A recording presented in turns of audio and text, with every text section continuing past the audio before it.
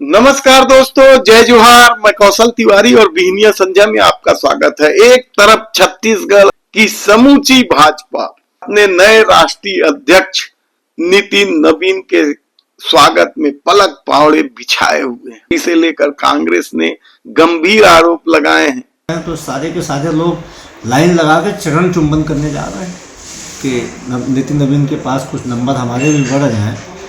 और ये भारतीय जनता पार्टी के उन वरिष्ठ नेताओं का अपमान भी है। एक नई जो भारतीय जनता पार्टी में नितिन नवीन के चुनाव के साथ वरिष्ठ नेताओं के अपमान की एक नई श्रृंखला, क्योंकि मोदी और शाह नहीं चाहते हैं कि उनके बाद उनके हम वयस्क कोई भी नेता पार्टी में रहे, इसलिए नितिन नवीन को आगे किया गया है।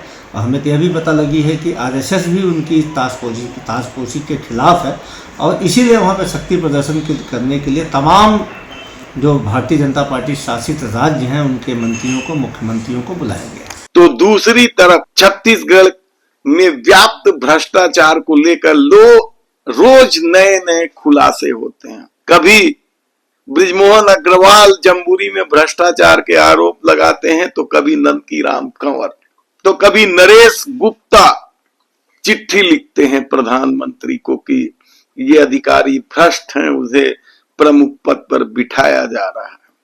उन्होंने अमिताभ जैन के सूचना आयोग में नियुक्ति को लेकर गंभीर सवाल खड़ा किए हैं और यहां तक कहा है कि वह कांग्रेस के लिए जासूसी का काम करते थे, भ्रष्टाचारियों को बचाने के लिए काम करते थे। ऐसे को सूचना आयोग में नियुक्ति देना गलत था। उन्होंने इसकी शिकायत पीएमओ में की है।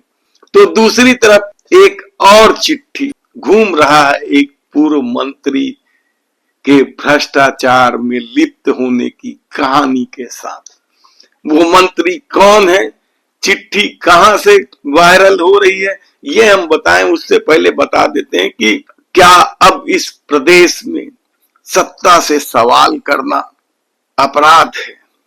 ये बड़ा सवाल इसलिए उठ रहा है क्योंकि जो लड़की आकांक्षा टोप्पो सोशल मीडिया में सरकार के खिलाफ नए नए ढंग से सवाल उठा रही थी, उसके खिलाफ एक बार फिर अपराध दर्ज कर लिया गया है। और इस बार अपराध दर्ज किया गया है कृषि मंत्री रामविचार नेताम को लेकर बनाए उनके वीडियो पर। और वो वीडियो क्या है ये थोड़ा सा देख लीजिए। दोस्तों, इस आदमी का चेहरा तो आपको याद होगा, रामविचार नेताम का। अभी बयान भी आया था कि राम नाम जपना केवल कला नहीं होता है, ऐसे छाती हिलाना भी कला है। एक ठो विधायक प्लस कृषि मंत्री है। फिर वही बात, ऐसे लोग पद ले लेते हैं 2 ठो, लेकिन इन काम चोरों को काम नहीं करना है 1 ठो ढंग से। कहने को तो ये कृषि मंत्री है, लेकिन हमारे छत्तीसगढ़ के किसानों का हालत देख आप पता लगा सकते हो कितना अच्छा कृषि मंत्री है। मतलब इस घोचू का दिमाग इतना गर्म रहता है ना कि अगर कोई इसको पर्सनली कॉल कर दे तो कुर्सी का पावर एकदम इसके दिमाग में चढ़ के बोलने लगता है। और अभी इसका एक कॉल रिकॉर्डिंग भी वायरल हो रहा है, आप सुनिए फिर बताइए। लोग हैं कि नहीं है आपके? जी बताइए। नहीं, क्यों बात कर रहे हो, 3 बार लगा रहे हो यार। सर आप कोई काम नहीं करूं मैं? नहीं, आप कृषि मंत्री हैं, आपके पास कृषि मंत्री है तो मैं तुम्हारा भाग ही लिया हूँ सब चीज। पागल जी से बात कर रहा है मेरे पास हर समय। जबकि इससे पहले आकांक्षा टोप्पो पर एफआईआर दर्ज कर गिरफ्तारी तब की गई थी जब उसने लक्ष्मी राजवाड़े यानी महिला बाल विकास मंत्री के खिलाफ आवाज उठाई थी, सवाल पूछे थे।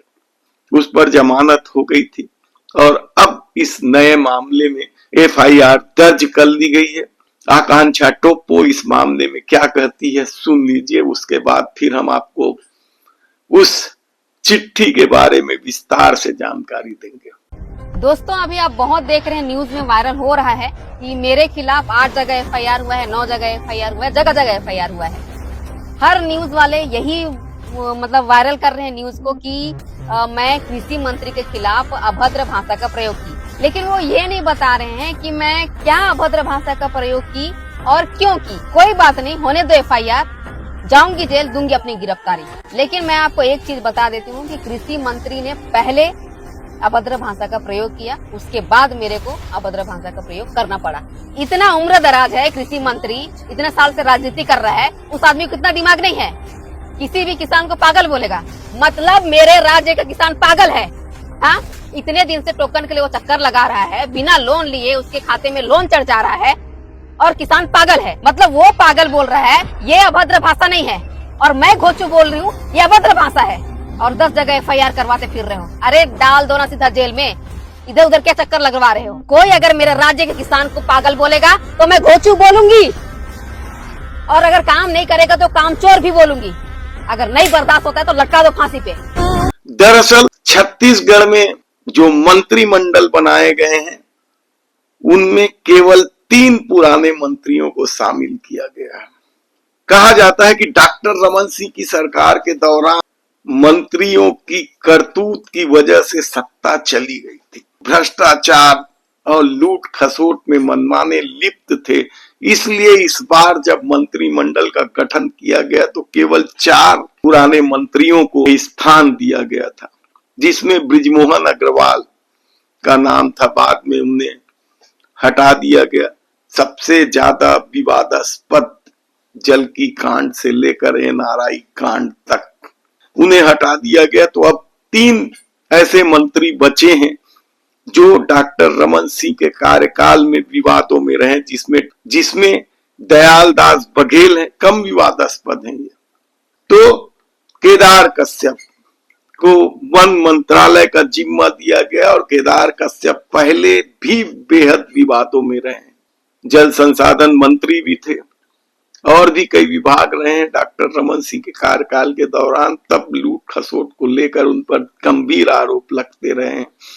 राम विचार नेताम सबसे ज्यादा विवादों में रहे। इंदिरा प्रियदर्शनी बैंक घोटाले के मामले में तो उनका नाम इस तरह सुर्खियों में रहा कि वसूली के मामले में आरोप लगे कि बृजमोहन अग्रवाल, अमर अग्रवाल और डॉक्टर रमन सिंह से भी ज्यादा पैसे वसूल लिए थे। इस बार भी जब उन्हें कृषि मंत्रालय सौंपा गया तो ये आरोप बहुत चर्चा में है कि कृषि मंत्रालय को ठेके पर दे दिया गया।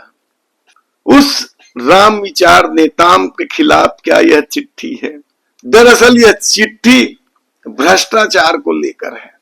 संचालनालय के संयुक्त संचालक के दस्तखत से तब जारी हुए थे जब भूपेश बघेल की सरकार थी, और कहा जाता है कि जांच तब भी पूरी नहीं हुई थी।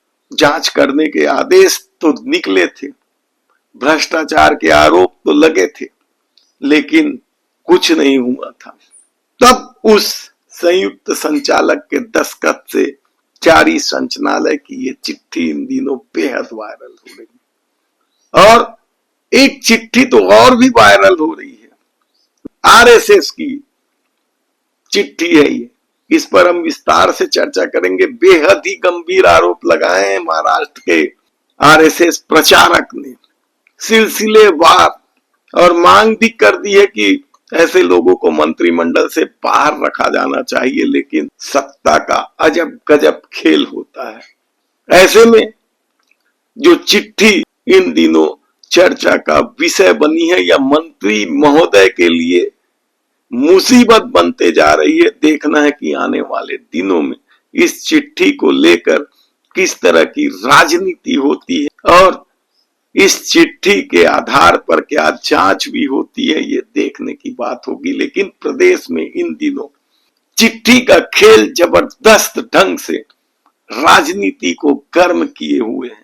चाहे नंदकीराम कंवर की चिट्ठी हो, बृजमोहन अग्रवाल की चिट्ठी हो, या नरेश गुप्ता की चिट्ठी हो।